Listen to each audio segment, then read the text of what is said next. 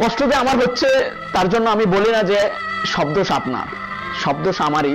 কারণ আমি অন্ধের মতো আপনাকে বেশি ভালোবেসে ফেলেছি।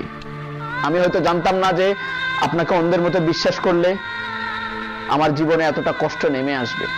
হ্যাঁ, আমি অন্যায় করেছি আপনাকে ভালোবেসে, এটা আমার অন্যায়।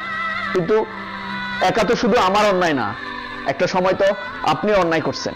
একটা সময় তো আপনি আমাকে প্রচুর ভালোবাসতেন, আপনি আমাকে ছাড়া কিচ্ছু বুঝতেন না। একটা সময় আপনি আমার জন্য পাগল হইয়া যাইতেন। আর এখন আপনি না, আমি পাগল হইয়া যাই। কারণ এখন আপনার তো হাজার অপশন আছে, আপনার অনেক মানুষ আছে, আপনার অপশনের কোনো অভাব নেই।